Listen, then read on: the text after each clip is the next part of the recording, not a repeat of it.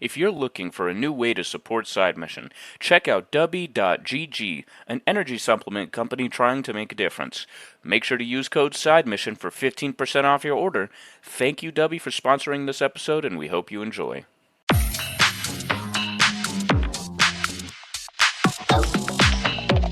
Welcome into the newest episode of Side Mission. I, like always, am your host, Rusty Ellis, joined by just one of the boys today, Kyle Lynch. And today, Kyle, we're talking about a disappointment. And it stings that we're talking about this game in the manner that we are going to be talking about this game. Because we are reviewing the new Lords of the Fallen, essentially, I guess you'd consider it a reboot. I believe the first one came out in 2014. Didn't exactly review amazingly. It had several flaws, but interesting enough, no. So this is the first game with that name. Funny enough, I think the first Lords of the Fallen was actually the first non-FromSoft Souls-like. I believe that was like the first. Like, there's obviously like smaller ones that have come out that are more like indie devs that kind of use a little bit of the Souls DNA, but not like this 100%. But I want to say that the first Lords of the Fallen was the first major like big budget non-FromSoft Souls-like. So didn't do great then. Kyle, leading up to the release of the new one a couple weeks ago, I think that you and I both had very high hopes for it. All the trailers looked good. The gameplay looked like it was going to be really good. The atmosphere and art style was there. And while there's a lot for us to critique, I think that some of those things lived up to what we thought. I think the art style is really, really good. And I think that the atmosphere of the game as well, Kyle, is one of those things that, like, you feel like you are in a world that has fallen apart, that is close to falling into chaos. And I feel like that and the level design, I feel like this game nails both of those. Absolutely. One of my favorite things about this game is the mechanic where you go between worlds, where you kind of shift between like a spirit world and the real world.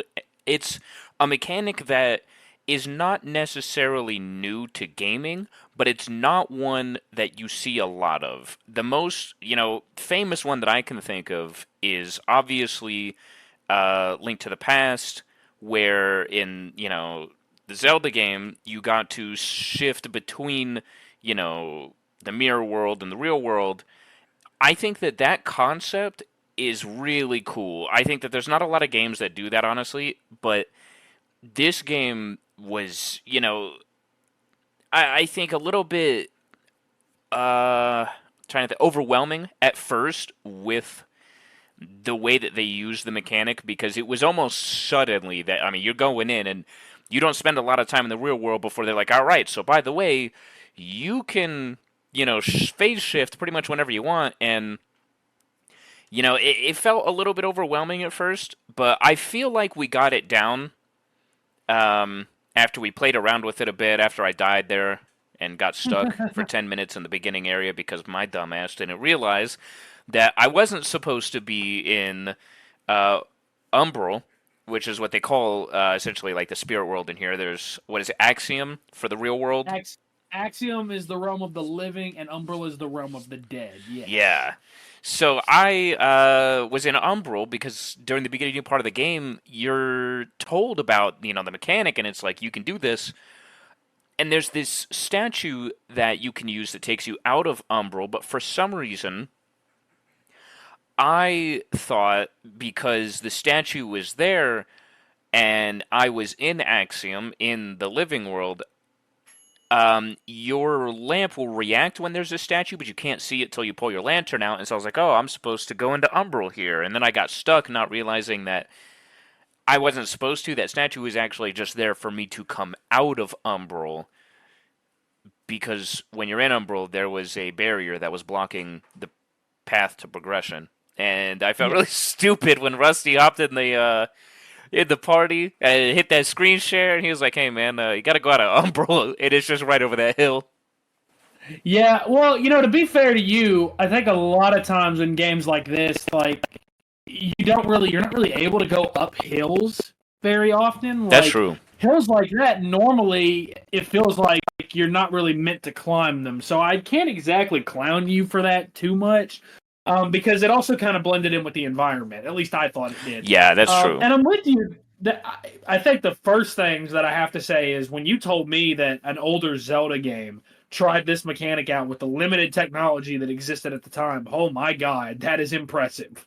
Like, that's impressive that an older game with significantly lesser technology could somehow pull that off. And again, you mentioned it, it's not necessarily the newest mechanic in the world, but it's very, very interesting. And I feel like in some parts it works very well. I love that in levels, there are whole bits of progression that you can only get to in Umbral. And now, obviously, how the mechanic works, because this was a major part of the marketing, is if you die in Axiom, you then resurrect in Umbral, and you have a chance to either escape through one of two means. You can either get to a vestige, which is basically this game's bonfire, or you can find a statue, as you pointed out, Kyle, that allows you to emerge from Umbral. And if you make it back to Axiom, you then get your life back. So that way, if you die, you'll re-resurrect in Umbral again. And it's one of those. It's an interesting way of. It's not just live, die, repeat. It's you can die multiple times before you end up dying, period, and dropping your souls that you've dropped. Right. Or your vigor, I guess, is what this game. It's hard with this and Lies of P and Wo Long earlier in the year. Every one of them had a different name for souls, and it's very, very hard to keep all of it in mind. But I like that, and I like the execution of it at times. Now, there's no easy way to go about the rest of this episode, because we were excited for this game, especially with how excellent Lies of P was. We said, man, if we get two great Souls-likes in the course of a month, from the end of September to the end of October, if we get two great Souls-likes, that is awesome. That means that this genre is growing beyond just FromSoft. And that's awesome, because I love this genre. It's one of my favorite genres, despite how angry it makes me. But this game, for the art style, which is awesome, like the art team and like the design team did awesome. Like, again, I love so much about this game's art style. It feels very traditional Souls. When you look at the Dark Souls games, you look at Elden Ring, it feels very, very similar to those in the art style. And it feels like they understood From Software in that department. And it's the same thing to an extent with the early game level design and some of the mid game level design. I think that there are some levels that I'm like, I don't love how they were designed. We'll dive more in depth when we get to them.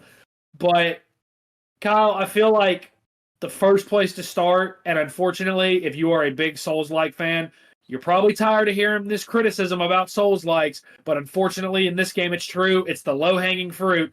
Kyle, as good as the art style is, this game is not pretty to look at, and it's really, really bad at times. Yeah, oh man. The game has a great art style, like you said, but the graphics do not portray that of a current gen, next gen title. It is a PS5 Xbox Series exclusive, and when I hear that, I think, okay, I'm going to get a game that looks and feels next gen. DualSense functions, it's gonna, run 60 FPS. The graphics are going to, quality of the texture should be up to par with those of other next gen titles when it's being a next gen release, and they just weren't. I think that, when, and it's hard because we just came from playing Spider-Man 2, but I mean, Insomniac really utilizes the hardware of the PS5.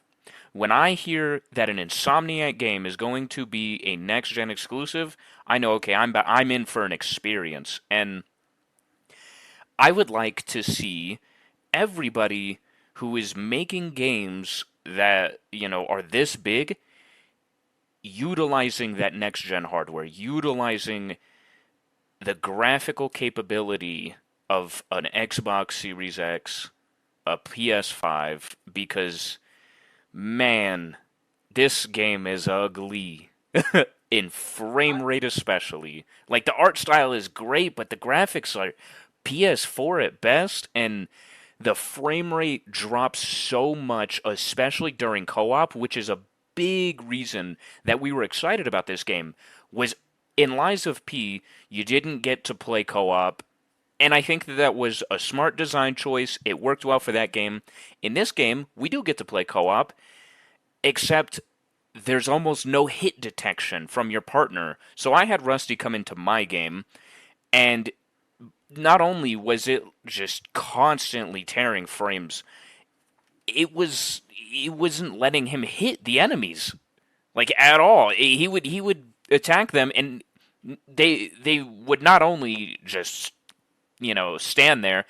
It would take 3 to 4 seconds, 5 seconds for it to register that he even swung at him. Let alone they've already hit him out of his combo.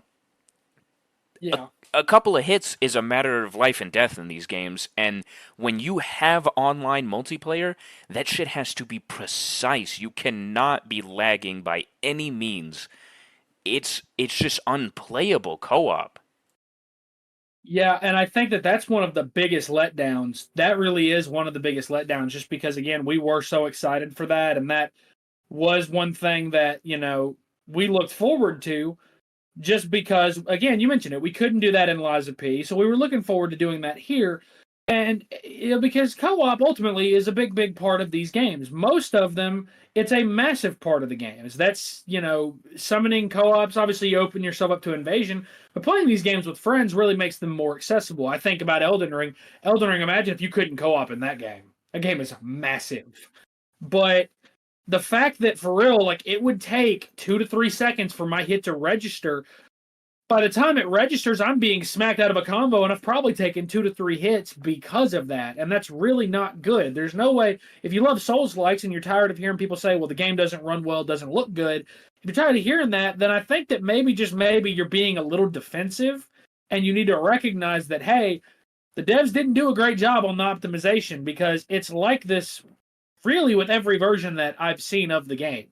The PC version's very similar, and Kyle, we've seen several times that PC optimization, it is in a bad, bad place in gaming right now. It's why console gaming is superior to PC right now, because optimization for PC gaming is just not in a good spot. Facts. But the series version is not much better. We played the PS5 version. It's not great. So it's one of those where, I don't know, like, it just feels like this game, it came out somewhat half-baked in that department, but it had been in development for quite a while. This isn't a game that was just in development for like a year. This game, they've been working on this for several years now. So the performance is bad. The multiplayer is not good. Although I will give them one shred of credit. I like that when you die as a co-op member in your friend's game, your friend doesn't have to re-summon you. They can go back to a vestige. They can, and revive you that way. They can revive you in combat once you've cleared the area out. And I like that. That's a quality of life thing where I'm like, I hope From Software sees that, and I hope they take note of that. Because that would be very, very nice to have that in actual FromSoft games. So I kind of hinted at the level design. And it's hard because some of the levels, I'm like, this is awesome. Like one early on that I really liked that we spent a lot of time with, I really liked Pilgrim's Perch. I really liked that level. It didn't exactly make sense to me how you go through kind of the opening outside of the Skyrest Bridge. You get to Skyrest, your hub early on. You go to that level that's right outside it. And then you get to Pilgrim's Perch, and it goes from like sunny to raining, and there's like no transition. And it doesn't feel like you're in a different part of the world because you've not really gone that far away from where you were before. And it's just kind of weird that there's no transition from sunny to rainy weather. And it breaks up the flow of that. The area on the way to Pilgrim's Perch, I absolutely hated because the entire challenge of the area is there's a ton of enemies that their sole purpose for existing is knocking you off of the ledge. That's why it's called Lords of the Fallen, because you be falling off these cliffs. True.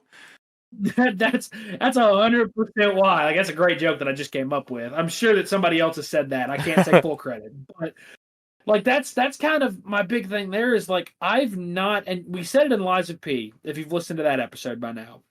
And I don't love when the entire difficulty of an area is based around one of two things: status effects or environmental hazards. I'm not a fan of that. If that's the entire difficulty of an area, then you suck at designing areas.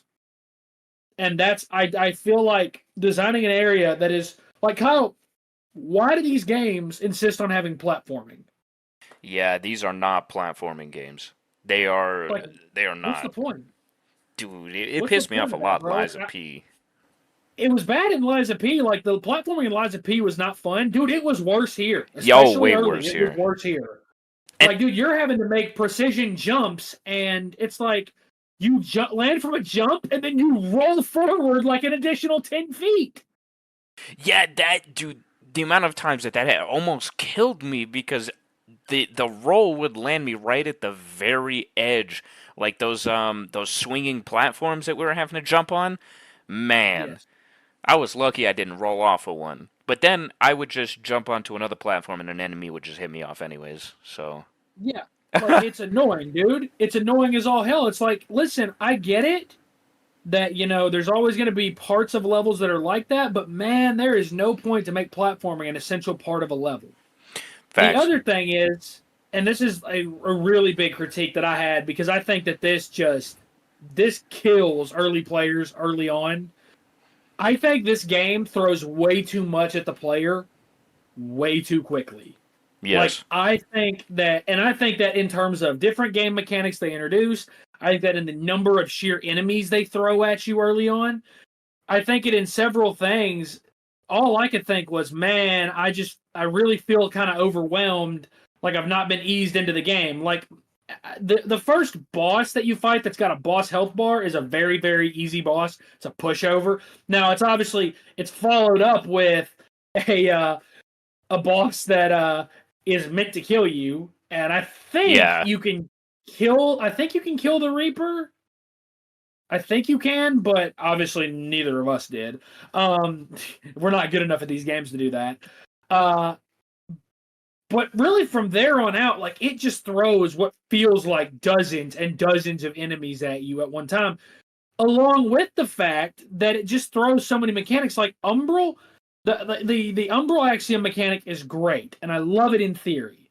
My problem is I feel like at a certain point the game is expecting you to walk around while holding your lamp out for Umbral. And the issue with that is, and I don't love this, if an enemy hits you in Umbral, they will teleport you to Umbral. Like if you got your lamp out and you see an enemy in Umbral and they hit you while you're in Axiom, it will teleport you to Umbral. And I'm not a fan of that. I think that punishes the player for being inquisitive and for actually looking, and I don't like that. These games are punishing enough normally, and it just feels like that's just an unnecessary addition when it comes to punishing the player.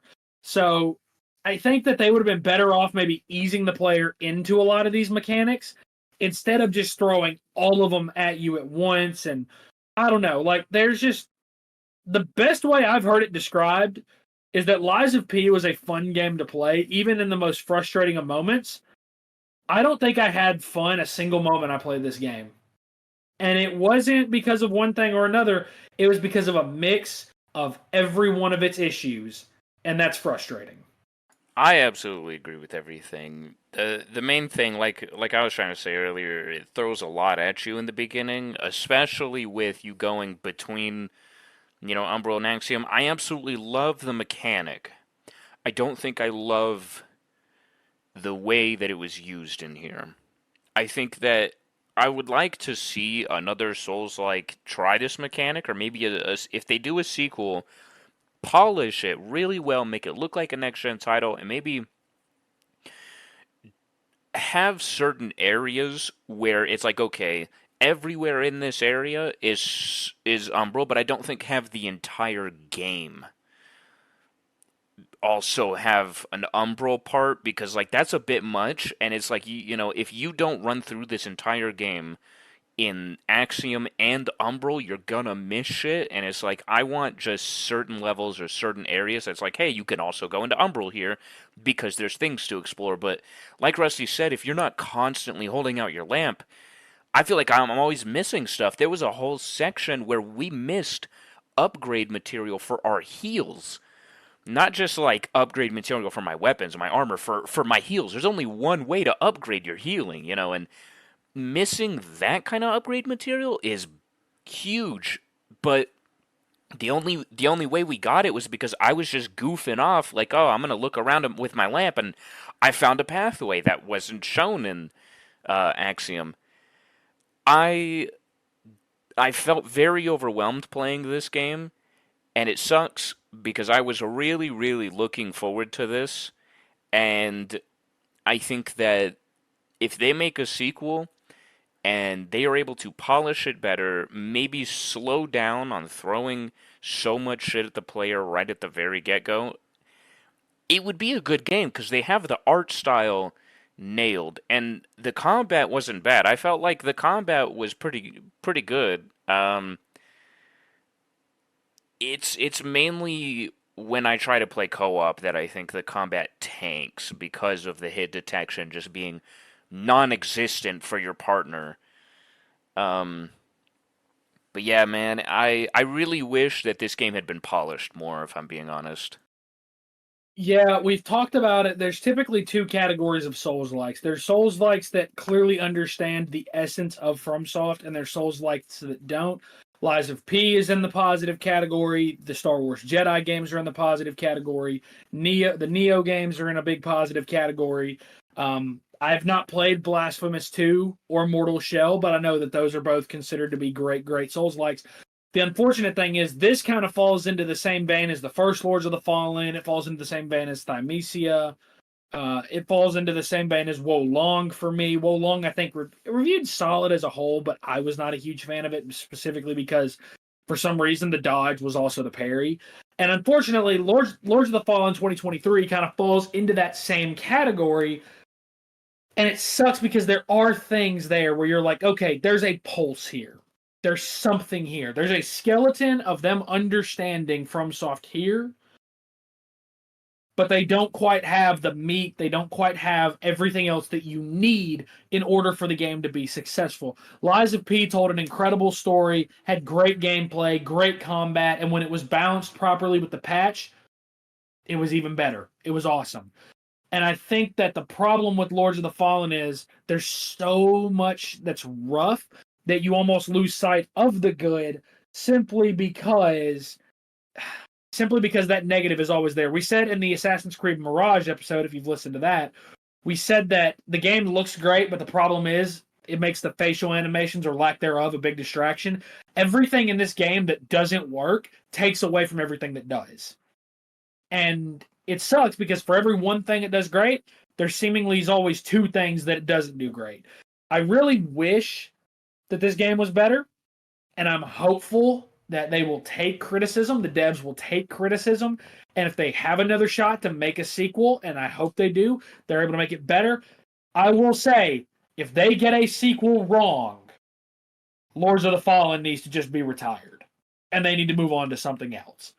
Because we didn't even talk about the story, Kyle. The story, it's pretty cryptic, it's pretty bare bones, and I was not the biggest fan of what we did learn while we played.